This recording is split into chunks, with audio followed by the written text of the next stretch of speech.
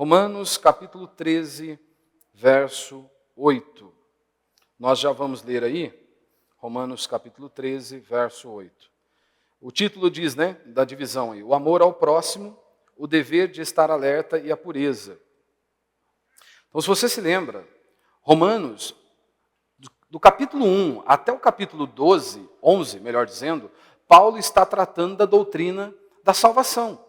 Paulo está mostrando que todos, ele já inicia o capítulo 1, mostrando que todos pecaram e destituídos estão da glória de Deus. Ou seja, ele mostra o estado de podridão de todo homem. Seja judeu ou gentio, todos pecaram. Ou seja, nós não podemos nos salvar. Então, do capítulo 1 até o capítulo 11, Paulo anunciou exatamente isso, a doutrina da salvação. No capítulo 12 em diante, então, Paulo vai agora tratar justamente do efeito, da consequência, de tudo aquilo que o Evangelho operou em nós.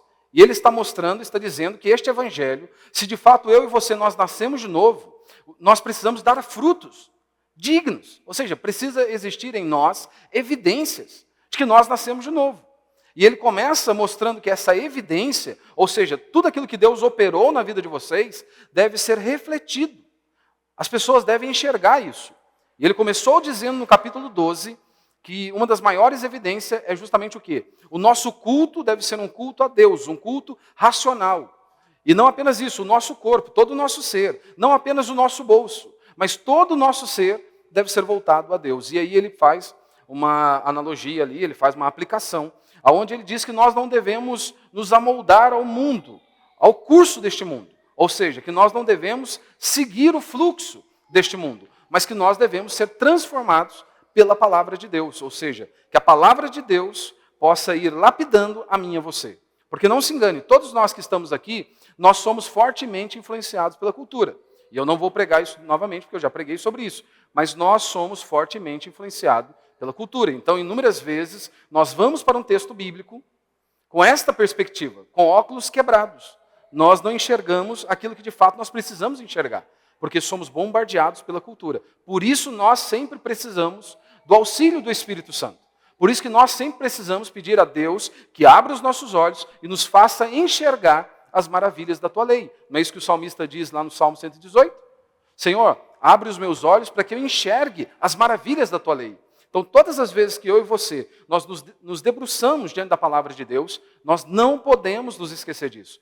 Que pedir o auxílio do Espírito Santo para quebrantar o meu e o seu coração, tirar as vendas dos nossos olhos, para que nós enxerguemos de fato a palavra do Senhor e aquilo que eu e você precisamos. E aí ele faz esta aplicação com relação ao corpo, ou seja, precisa existir em nós essa mudança. E ele mostra como que devem ser os nossos relacionamentos. E se você se lembra, no capítulo 12, o padrão que Paulo apresenta à igreja que está em Roma é altíssimo. Ele diz que nós devemos amar uns aos outros não com hipocrisia, não com fingimento. Não é aquele amor onde você estende a mão esperando receber algo em troca. Não é uma barganha. Paulo diz que o amor do cristão deve ser genuíno. E aí, mais uma vez, para mim e para você isso é impossível. Nós sozinhos nós não damos conta. Nós precisamos de Deus. E Paulo mostra exatamente isso. E depois ele diz como que nós devemos lidar com o mundo. Se com os crentes já é difícil o relacionamento, o padrão estabelecido por Deus é altíssimo, imagine então o padrão, ou seja, quão difícil é lidarmos com o mundo, com os homens malignos, aqueles que inúmeras vezes querem nos destruir, que querem arrebentar com a minha e com a sua reputação. E aí, você precisa se lembrar, Paulo está dizendo isso para os seus irmãos que estavam na igreja em Roma, e Paulo podia falar isso com muita propriedade, porque se você se lembra, os judeus queriam matar Paulo a todo custo. Qualquer brechinha que eles arrumavam, eles queriam arrebentar com o apóstolo Paulo. E Paulo, nos capítulos 9, 10 e 11, Paulo está ali orando a Deus em prol dos seus irmãos. Em prol dos seus irmãos. Diferente do que nós vemos hoje, onde as pessoas vão para a internet, ao invés de pregar o evangelho e anunciar a palavra de Deus, com o objetivo de que pessoas possam enxergar o evangelho puro e simples. Não, o objetivo de muitos, ao ir para a internet, é simplesmente mostrar que eles são superiores, ou pelo menos se consideram superiores. Ou seja, eu sou melhor que fulano ou que ciclano. Paulo não tinha essa motivação. A motivação dele era um coração contrito e quebrantado, pregando a palavra de Deus, anunciando a palavra de Deus. E ele diz que nós devemos ser assim. E aí, então, chegamos lá no capítulo 13, onde Paulo ele começou a tratar sobre as autoridades. Se você se lembra, eu preguei exatamente sobre isso. E ele trata no capítulo 13, do verso 1 ao verso 8, na questão da autoridade civil. E aí Paulo diz, vocês precisam obedecer às autoridades do governo. Ou seja, Paulo estava dizendo que toda autoridade, pelo menos está escrito e muito claro aqui no texto, que toda função de autoridade foi constituída por Deus. Só que Paulo está dizendo isso para os irmãos que estão em Roma, esses irmãos estavam sendo perseguidos. Eles provavelmente tinham dificuldade de olhar para o governo, para aquelas pessoas que estavam exercendo a função do governo, como alguém que vinham da parte de Deus. E de repente Paulo diz isso a eles, vocês precisam obedecer, ou seja, submeter a essas autoridades, porque não há autoridade que não provenha de Deus. Não era Jesus Cristo que estava no trono. Não era nenhum dos apóstolos, era César, pagão, imoral. Era esse homem, e Paulo está dizendo, vocês devem se submeter. Ou seja, isso mostra muito da minha vida e da sua vida e da nossa comunhão e intimidade com Deus, né? Esse relacionamento, como nós nos relacionamos com as autoridades, seja a autoridade do governo, né, como Paulo está aplicando aqui de maneira direta, e eu fiz também uma aplicação no contexto eclesiástico, no nosso contexto como igreja, e fiz também a análise no contexto de pais e filhos. Porque os nossos pais são autoridades sobre as nossas vidas. Né? E aí, então, como nós lidamos com eles, irá refletir muito do nosso relacionamento para com Deus. E aí, agora, ele chega aqui no verso 8, e ele vai, no verso 7, ele diz, olha, vocês devem pagar o imposto, o tributo, né? E por aí vai. E agora, no verso 8, ele inicia o verso 8, dizendo que nós não devemos ficar devendo coisa alguma. Vocês não devem ficar devendo coisa alguma a ninguém, exceto o amor de Deus, né? O amor uns para com os outros. Né? Então vamos ler aí o texto, verso 8. Não fiqueis devendo coisa alguma a ninguém. É interessante você prestar atenção no texto. Ele diz, olha, não fiqueis devendo coisa alguma a ninguém. A ninguém. Não é apenas aos crentes. Ele está dizendo, a ninguém. Ou seja o romano, ou seja o cristão, vocês devem se policiar. Ou seja, vocês devem avaliar, examinar, antes de vocês assumirem um compromisso. Tomem cuidado. Né? E alguns comentaristas, estudiosos, vão dizer que o romano olhava com maus olhos para aquelas pessoas que não cumpriam as suas obrigações, que não cumpriam aquilo que eles haviam tratado. Então, o romano olhava para eles assim com um certo receio. E Paulo está dizendo, olha, não fiqueis devendo coisa alguma a ninguém, a não ser o amor de uns para com os outros. Pois quem ama o próximo tem cumprido a lei. Portanto, e agora ele vai citar a segunda tábua do Decálogo, dos 10 mandamentos, aonde, se você se lembra, esses mandamentos trata-se do nosso relacionamento. Aí Paulo está falando do amor de Deus e agora ele cita a segunda tábua. Não adulterarás, não matarás, não furtarás, não cobiçarás, ou qualquer outro mandamento. Tudo se resume nisto. Amarás o teu próximo como a ti mesmo. Ou, como Jesus resumiu, né? Amar a Deus sobre todas as coisas e o próximo como a ti mesmo. Resumiu toda a lei nesses 2 mandamentos. O verso 10. O amor não faz o mal ao próximo, de modo que o amor é o cumprimento da lei.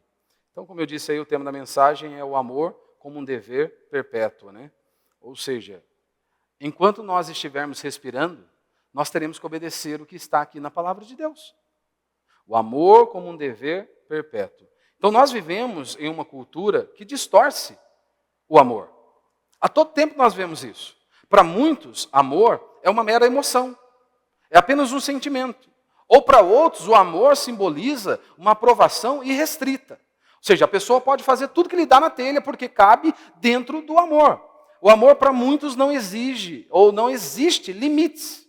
Não há fronteiras. Não, o que deu na cabeça, o que deu vontade de fazer, eu vou fazer. Então nós vivemos em uma cultura onde o amor é subjetivo, é sentimental e frequentemente egoísta. A pessoa só pensa no próprio umbigo. Agora, Paulo, inspirado por Deus, cheio do Espírito Santo, ele apresenta um amor que não tem como base o sentimento humano, mas a lei de Deus. E ele diz, vocês devem amar porque Deus diz em sua palavra. E ponto final. Vocês devem agir assim por conta disso.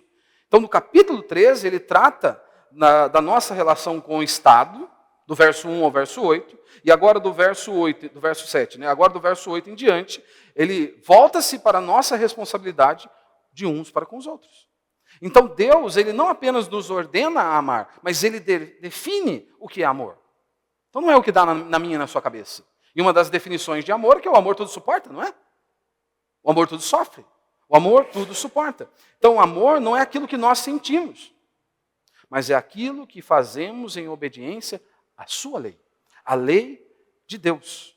Ou seja, Paulo, ele apresenta o amor como uma obediência à lei de Deus. Por isso o cristão deve agir assim. Ou seja, amar é agir de acordo com a vontade revelada de Deus. Deus já revelou a sua vontade, Deus já revelou os seus mandamentos. Deus já se revelou a nós por meio de sua palavra. Então cabe a mim e a você nos submetermos à palavra de Deus. Ou seja, obedecermos à palavra de Deus. Então amor é agir conforme a vontade de Deus, a vontade do Pai. Então o amor, ele não é contrário à lei. Não, não. É justamente o cumprimento, o cumprimento. Temos que amar porque Deus diz em sua palavra e ponto final. Então, o primeiro ponto, 3 pontos apenas de maneira bem breve hoje. Primeiro, né, essa dívida permanente.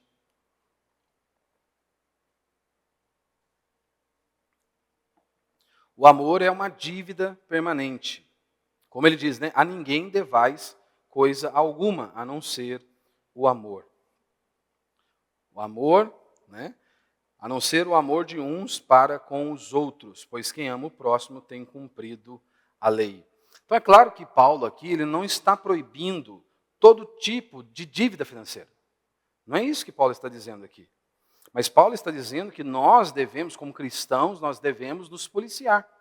Quantas pessoas, elas antes de darem um passo, ao invés de orarem primeiro, como a Escritura nos ensina, primeiro elas dão um passo e depois elas oram. Acho que uma das coisas mais fáceis para nós vislumbrarmos isso é, por exemplo, o carro, né? Muitos vão trocar de carro e ele não ora. Aí, então, primeiro dá um passo. E aí depois, aí ora para Deus abençoar aquele passo. Não, antes nós oramos, antes de darmos o passo, nós oramos primeiro, pedindo a direção de Deus, pedindo a bênção de Deus, para que então nós possamos dar o próximo passo. Nós não assumimos uma dívida e depois oramos pedindo a provisão de Deus. Não. Primeiro nós oramos e pedimos uma direção de Deus, e aí então vamos assumir um compromisso. É o que Paulo está tratando aqui.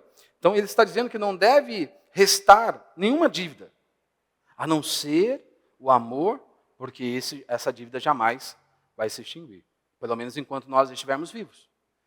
Pelo menos enquanto nós estivermos respirando. Então a ideia aqui não é contra qualquer forma de dívida financeira legítima. Onde você analisa, você senta, você faz os cálculos e você diz, isso aqui dá para eu assumir. O problema é que hoje as pessoas elas não pensam, elas não analisam, e outros, com uma motivação ainda pior, eles partem para um negócio já com o objetivo de dar o cambal, já com o objetivo de trazer prejuízo ao próximo.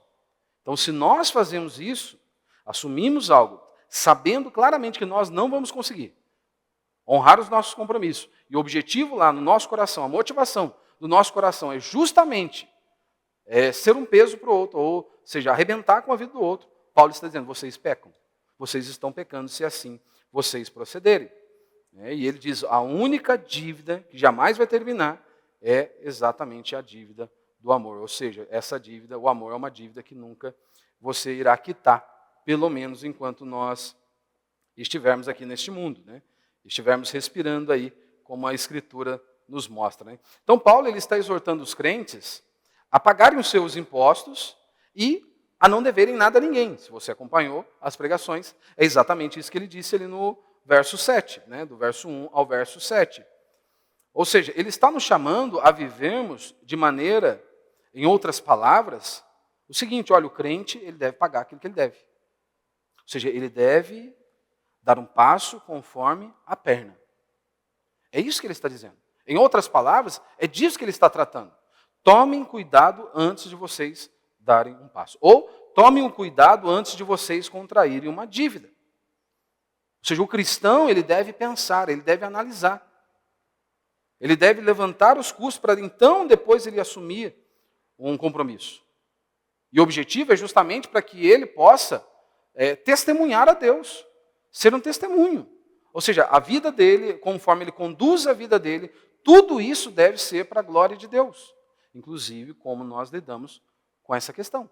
Como que nós nos portamos diante de circunstâncias como essa.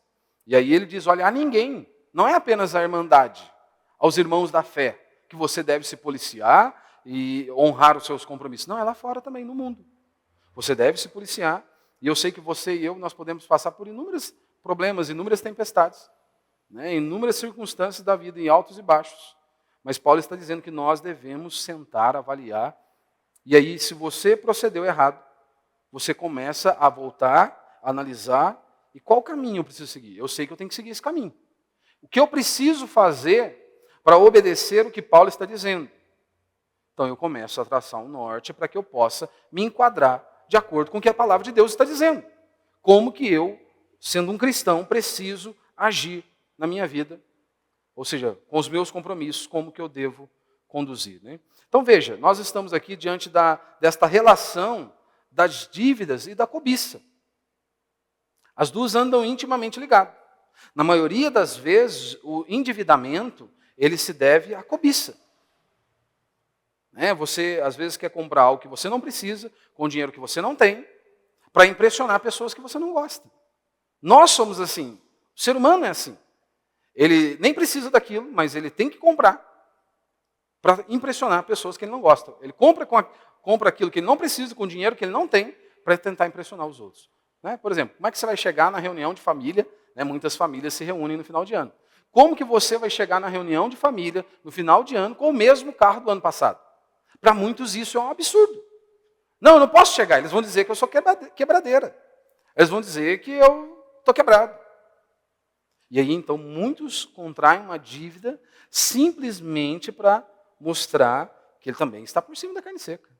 Então, veja, a cobiça é frequentemente acompanhada pelo desejo de prosperidade. Isso pode destruir o homem. Isso pode levar o homem ao mal. Então, a cobiça, às vezes, ela aponta por querer uma coisa que pertence ao outro. E aí, ao invés de nos alegrarmos, sorrirmos, com aqueles que estão sorrindo, não, isso produz uma angústia em nosso coração. Isso produz uma aflição dentro de nós.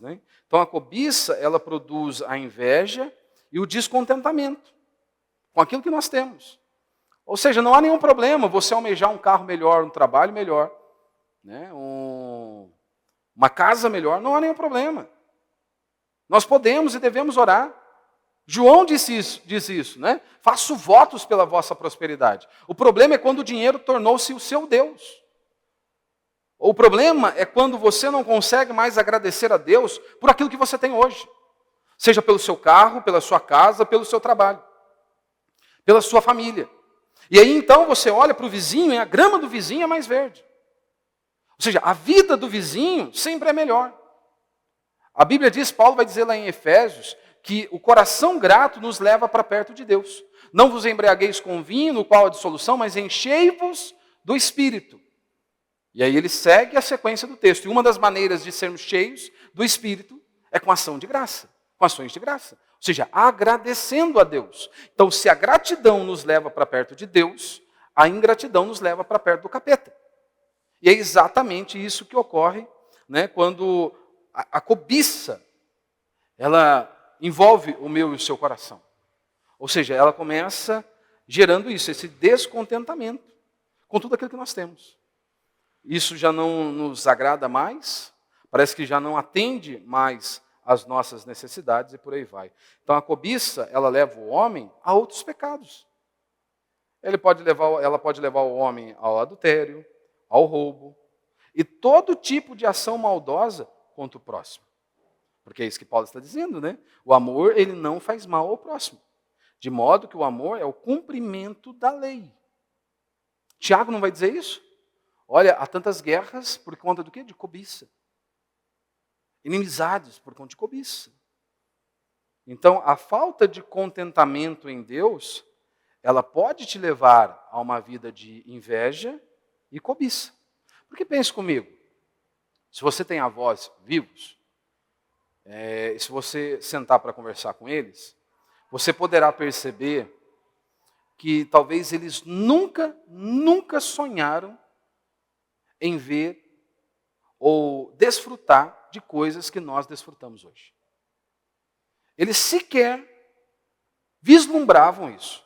Na verdade, se você voltar mais um pouquinho no tempo, você poderá perceber que nem homens poderosos tiveram o mínimo de conforto que qualquer ser humano hoje tem.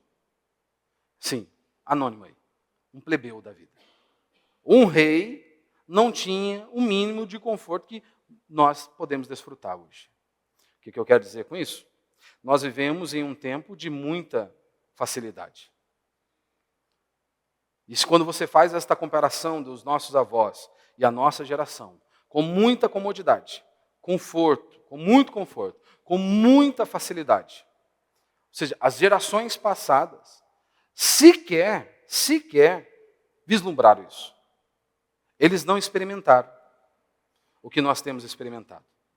Contudo, mesmo diante deste cenário, com inúmeras facilidades, comodidade, por aí vai, nós somos extremamente descontentes, não é? Nada está bom. O carro que você tem não está bom. A casa que você possui não está bom, não está boa. O salário que você possui não é bom, não é o suficiente. Vivemos assim, vivemos insatisfeitos com o trabalho que temos, com a família que temos, com tudo aquilo que Deus nos deu, que Deus colocou em nossa mão. Então isso, meu irmão, esse descontentamento, isso aponta muito para o nosso relacionamento com Cristo. Como tem sido o nosso relacionamento com o nosso Deus. Porque se nós não nos alegramos em Deus, se nós não temos deleite na presença de Deus, é claro que nós iremos preencher com outras coisas.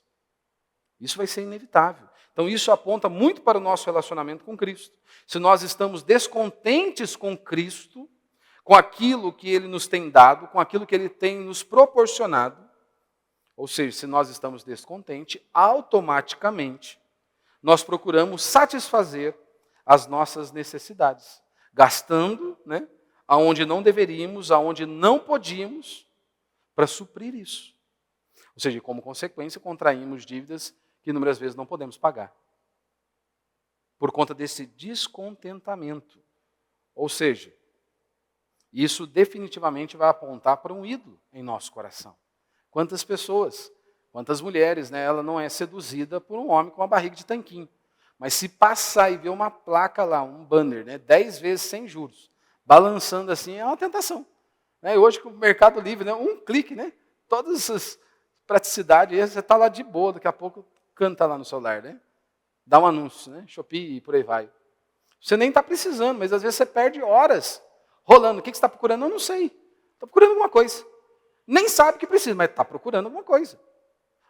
Meu irmão, isso definitivamente aponta para um ídolo em nosso coração. Nós não podemos permitir que as dívidas dominem o nosso coração. Nós não podemos permitir que a cobiça se torne um Deus para mim e para você. Paulo diz que só há uma dívida que ela é impagável, que é a dívida do amor. É só essa.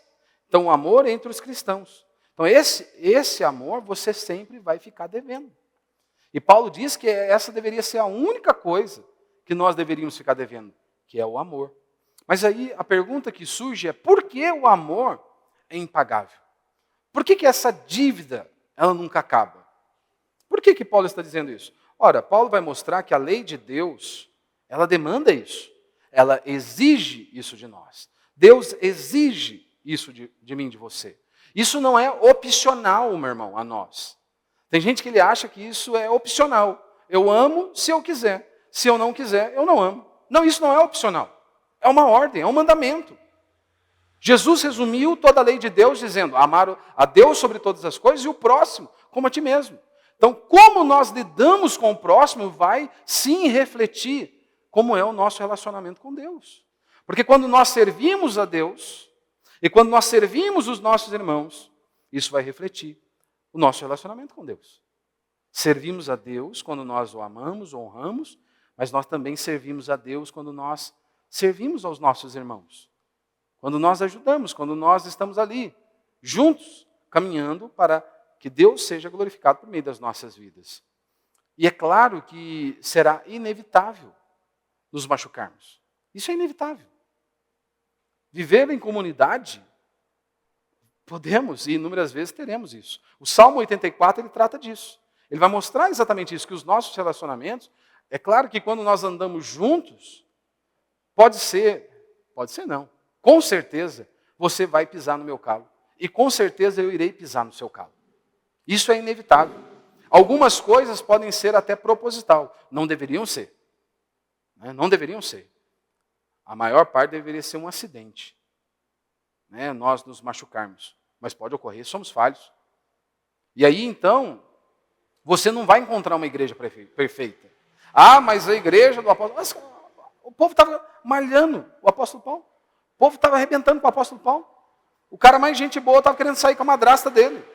Igreja problemática. O problema somos nós, seres humanos. Somos nós, é nós que somos falhos e pecadores. Então, se existisse uma igreja perfeita, você não poderia entrar, eu não poderia entrar, que nós iríamos estragar o negócio. E com isso não estou dizendo que se há algum erro, se há algum pecado, não deve ser tratado. É claro que deve ser. E aí nós precisamos aprender a pedir perdão e também a perdoar. É assim que caminhamos. Perdão, pedir perdão e receber o perdão. Aprender a perdoar. Ah, mas o meu amor e o meu perdão se limita até esse ponto. Paulo está dizendo que não deve ser assim. Porque o seu evangelho vai até certo ponto? Não, se fulano fizer isso, para mim não presta. E se Deus agisse com você dessa maneira? Se Deus agisse comigo, com você, como na maioria das vezes, nós queremos agir com o nosso próximo. Somos implacáveis. Se Deus já te descartasse no primeiro vacilo seu, como seria? Nós amamos misericórdia, mas nós não queremos praticar misericórdia. Nós queremos que Deus seja misericordioso conosco. Nós desejamos que as pessoas sejam misericordiosas conosco. Mas nós não queremos estender da misericórdia. Nós não queremos abençoá-los. Nós não queremos. Inúmeras vezes, nós não queremos. E Paulo está dizendo que isso não é opcional. É lei, é mandamento. Deus disse que deve ser assim, ponto final. Ou seja, ele está dizendo que a lei de Deus demanda isso. Que amemos o próximo como a nós mesmos.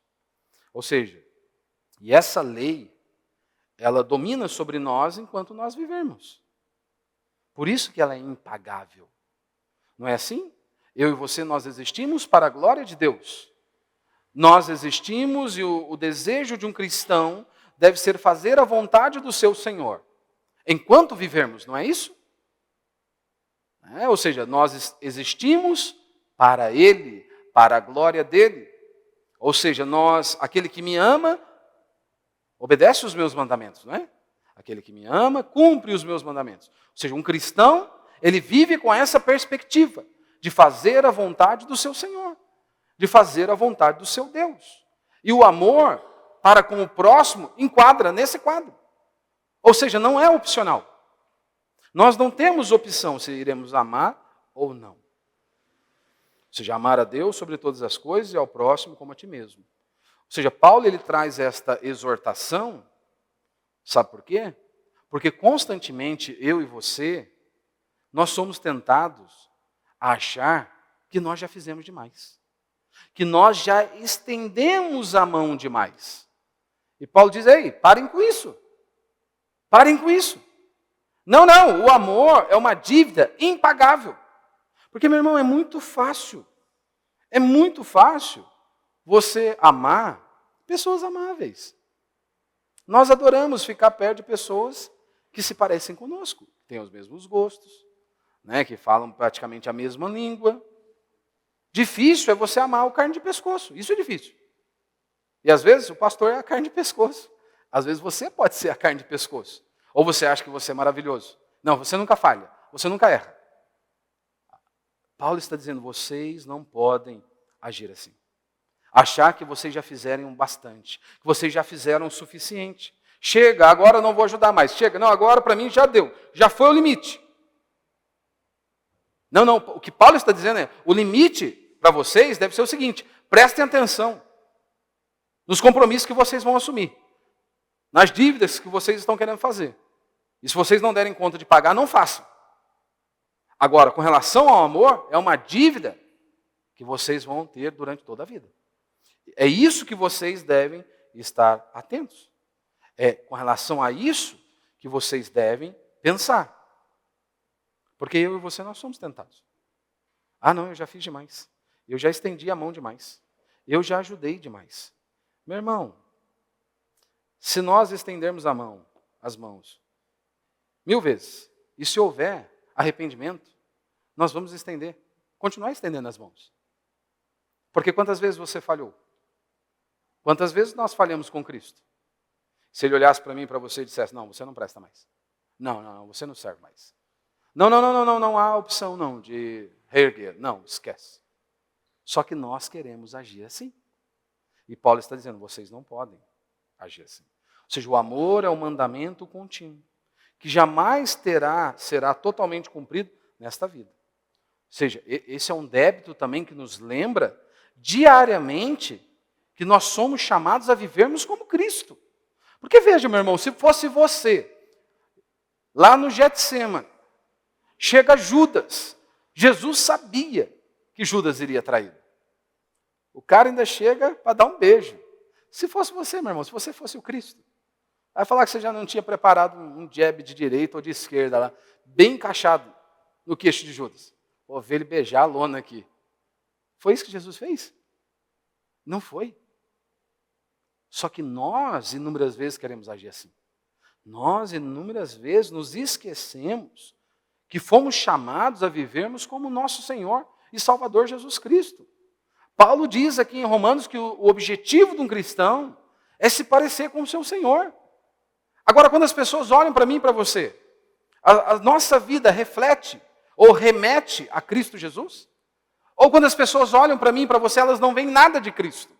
Elas não conseguem enxergar Cristo, seja no nosso falar, nas nossas vestimentas, como nós conduzimos as nossas vidas, como nós conduzimos o nosso casamento, a criação dos nossos filhos.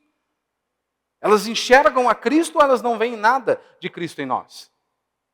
Porque se elas não enxergarem nada de Cristo em nós, há algo de errado comigo com você. Há algo de errado comigo com você. Porque o objetivo é nos parecermos com o nosso Deus. Então, o amor que devemos uns aos outros é o reflexo desta dívida infinita que nós temos para com Cristo. Porque Paulo vai dizer, em Romanos, né, que Ele nos amou quando nós ainda éramos inimigos dEle. Inimigos dEle. Então, veja. Ah, não. Eu não estou, em hipótese alguma, tentando diminuir a sua dor, o seu sofrimento, o que as pessoas fizeram a você. Só estou dizendo que a minha dívida e a sua dívida para com o nosso Deus é infinitamente maior. É infinitamente maior. É claro que há muitas pessoas malignas. É claro que as pessoas elas podem nos ferir de uma maneira assim, profunda. Mas não chega nem perto da nossa transgressão para com o nosso Deus. E se você de fato se arrependeu dos seus pecados, 1 João 9 vai dizer isso. Se confessarmos os nossos pecados, Ele é fiel e justo para nos perdoar os pecados e nos purificar de toda injustiça. Então, o perdão de Deus a mim e a você não é apenas quando o Espírito Santo abriu os nossos olhos, nos convenceu do pecado, do juízo e da justiça. Porque, afinal de contas, você e eu ainda erramos, não é? Nós pecamos. E nós, mais uma vez, precisamos do perdão de Deus. Mais uma vez, nós oramos a Ele e clamamos por misericórdia. E se de fato é um arrependimento genuíno, Ele derrama da misericórdia dEle sobre nós, nos perdoando dos nossos pecados e nos purificando de toda injustiça. Ou seja, é esse caminho que eu e você devemos seguir. Cristo nos amou quando nós éramos inimigos dEle. Ele nos amou primeiro. Não fomos nós que o amamos. Foi Ele que nos amou. Então nós devemos amor não apenas àqueles que nos amam.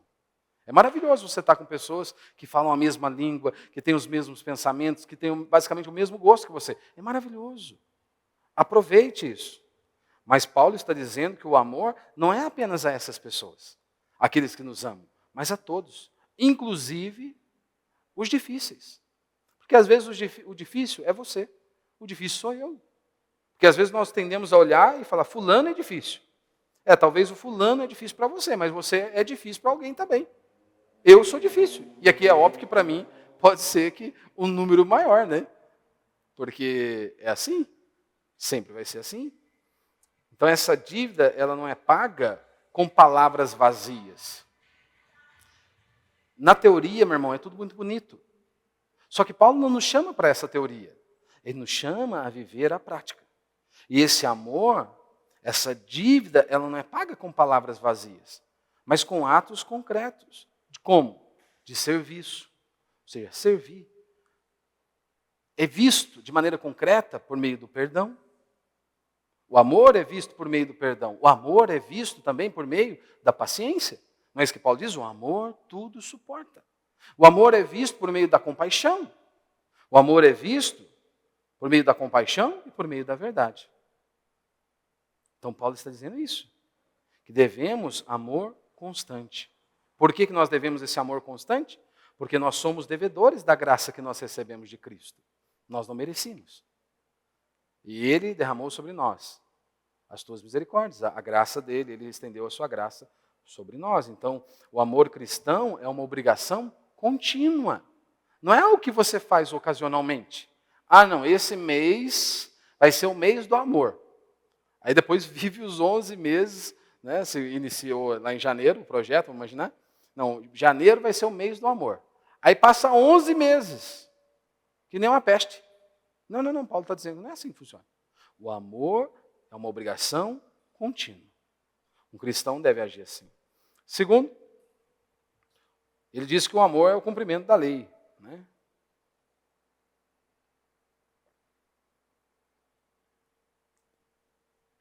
E ele vai citar aí os mandamentos, né?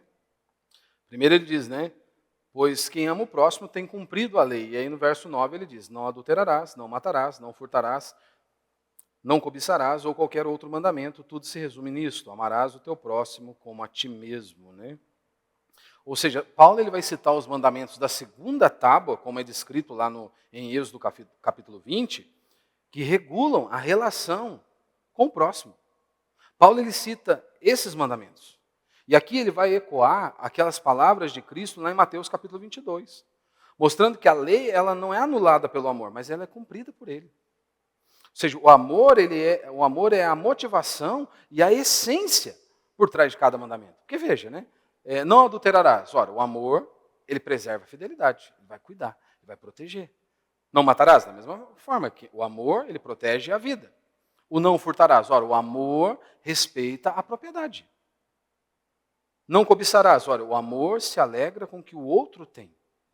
Então, ao invés de desejar o que o outro tem, se eu amo de verdade, eu me alegro com as conquistas dele. Eu me alegro. Então, a lei de Deus é a expressão do seu caráter. E é por isso que Paulo está dizendo. Por isso o amor não pode ser separado da obediência. Não. Amar verdadeiramente é viver em conformidade com a lei de Deus. Ou seja, amar verdadeiramente é seguir o que Deus diz em sua palavra. Ou, em outras palavras, como Paulo está dizendo aqui, quem ama o próximo tem cumprido a lei de Deus. Então, o amor não cancela os mandamentos. Ele os confirma, os enriquece com a motivação correta. Não anula a lei. Então, essa ideia, né, que nós vivemos, né, que o amor é sem lei. Para eu mostrar que eu amo de verdade, não tem limite, não tem freio, não tem disciplina. Não. O amor tem disciplina, o amor tem limite. Tem algo a ser seguido. E é claro que aí, mais uma vez, eu e você, por nós mesmos, nós não conseguimos. Nós precisamos de Cristo para nos capacitarmos a obedecermos com alegria esse mandamento, que vai exigir de mim e de você, inúmeras vezes, em qualquer relacionamento, em qualquer esfera. Se nós não amarmos como Deus diz em sua palavra, esquece. E por último, para a gente encerrar, o amor é que age, né? O amor é ativo e justo, não é passivo. Não, tem demonstração. Verso 10, né? O amor não faz mal, não faz o mal ao próximo, de modo que o amor é o cumprimento da lei. Ou seja, o amor não se resume a evitar o mal. Não se resume apenas a isso. Mas o amor envolve fazer o bem. Ou seja, é ativo, é justo, é sacrificial. Não é assim que que a Escritura vai descrever o amor de Deus para comigo e com você? Como que Cristo, né, Paulo ele faz essa analogia lá também em Efésios capítulo 5. Como que deve ser o nosso relacionamento entre marido e mulher? Ele pega a figura de Cristo com a sua igreja. O que Cristo fez pela sua igreja? Ele se doou. Ele deu a sua vida em prol da sua igreja. Amor é isso, não é? Amar é exatamente isso. É sacrifício, é renúncia. E Paulo está dizendo, olha, o amor não faz mal ao próximo. De sorte que o cumprimento da lei é o amor. Então, nós como cristãos, nós não fomos chamados apenas para evitar o mal. Nós temos que fazer o bem. Nós temos que ter atitude. Não fazer mal, é claro que inclui não explorar. Né? Às vezes a pessoa, você está negociando com alguém lá. Você pediu, chorou, né? Chorou. Aí você já sabe que já baixou e você quer arrancar o couro. Não, você tem que tomar cuidado. Poxa, eu quero ver o mal do outro. Vamos chegar no equilíbrio, vamos chegar naquilo que é justo, não é? Então, não fazer o mal inclui não explorar, não enganar, não negligenciar. Claro que inclui isso. Mas também ele vai além disso. Inclui essas coisas, mas vai além. É corrigir com graça. Porque veja, muitas pessoas, até que você precise discipliná-las, elas parecem um anjo. Maravilhosas. Até que você precise corrigir. Eu e você, nós não gostamos disso, meu irmão. Não se engane. Eu sou fácil de lidar. Com quem? Você não concorda nem com você mesmo, 100%. Você acha que você vai concordar comigo? Qualquer outro pastor? Fala sério, tem dia que você levanta pela manhã, você vai tomar o seu café, você já está bravo consigo mesmo. Né? Já está bravo com você mesmo. Né? Que não tem ninguém para discutir. Às vezes você pode olhar lá para trás, né, se você evoluiu, se você amadureceu, se você cresceu, se desenvolveu como ser humano, há uma grande probabilidade que você olhe para aquela pessoa de 10 anos e você fala, rapaz, onde eu estava com a cabeça para defender algo assim? Onde eu estava com a cabeça para agir dessa maneira? Se você não concorda nem com você mesmo. Então, e aí, quando amor inclui isso, corrigir com graça. Mas nós não queremos, nós não gostamos. Nós não queremos mesmo que pessoas que nos amem nos mostrem os pontos cegos da nossa vida. Não, nós não queremos. Parece anjo quando estão orando. Mas na hora que precisa de uma disciplina, parecem demônios. Spurgeon dizia isso. Chegavam na reunião de oração, oravam como anjos. Quando chegavam na assembleia para fazer uma votação, pareciam demônios. Pareciam demônios. Então, não fazer o mal inclui não explorar, não enganar, não negligenciar, mas vai além disso, inclui corrigir com graça. Porque tem pessoa que mesmo que você meça as suas palavras, que você vá em amor, que você fale, né, e busque a direção de Deus, mesmo assim vão explodir. Ou seja, amar inclui isso. Não é assim que você faz com seu filho? Com pessoas que você ama? Você não corrige? Fala, olha, não vai por esse caminho, não, esse caminho vai te destruir. Só quem ama diz isso. Só quem ama. Não fazer o mal, mas vai além disso, inclui também suprir as necessidades. Temos que aprender, não é? Ajudar. A servir. Temos que nos esforçar para isso. Mas eu não tenho dinheiro. Ninguém é tão pobre que não possa ajudar. E ninguém é rico o bastante que não possa receber. Então, basta eu e você analisarmos, nas nossas limitações ou com as nossas limitações, eu posso sim ajudar o meu irmão. Eu posso sim estender. E vai além, interceder e servir, por aí vai. Ou seja, seguir o que a palavra de Deus diz. Sede santo, porque eu sou santo.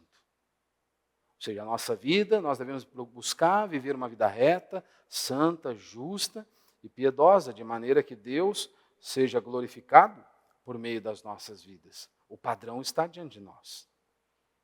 O padrão é a palavra de Deus. Então, o amor ao próximo é você evitar coisas que podem destruir o seu irmão. Às vezes precisamos ler mais provérbios, né? Tomarmos conta da nossa língua, o Tiago, que vai nos ensinar a conduzir a nossa vida. Né? Amar o próximo é eu não lidar com mentira, com hipocrisia, né? Ou com julgamentos precipitados. Né? Tem gente que parece Deus. Já viu? Via de regra, no relacionamento entre marido e mulher, acontece muito isso. Né? O marido, ele falou algo, aí a esposa, o que ela disse? Ele falou assim, olha, é isso aqui, é A. A esposa diz, não, é B.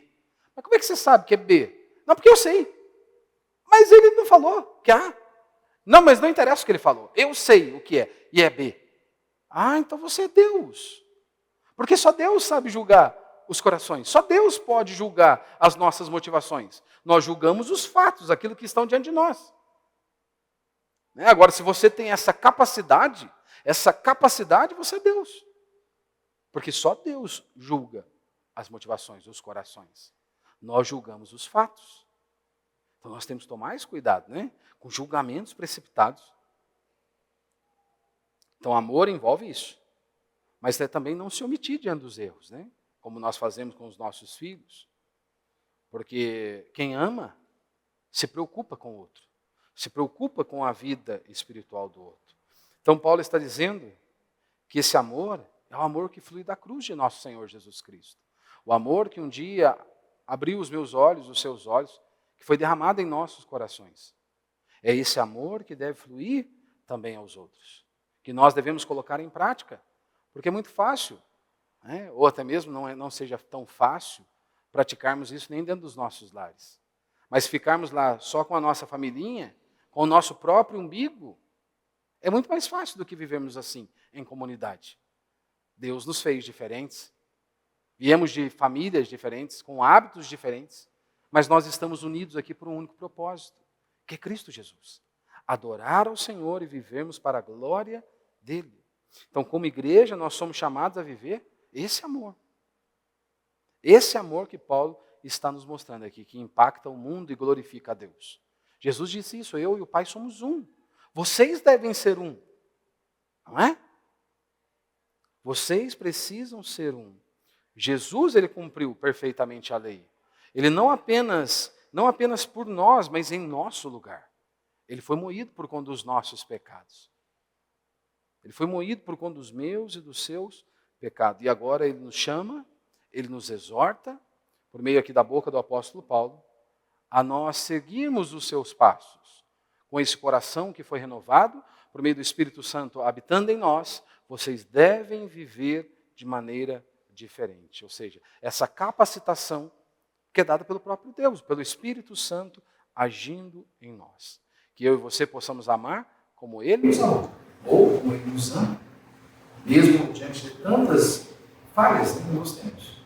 Que nós também nos lembremos disso, de estendermos a misericórdia. Assim como Deus estende a misericórdia sobre nós, que nós também possamos estender aos nossos irmãos. Amém? Por isso vamos ficar de pé, vamos orar a Deus.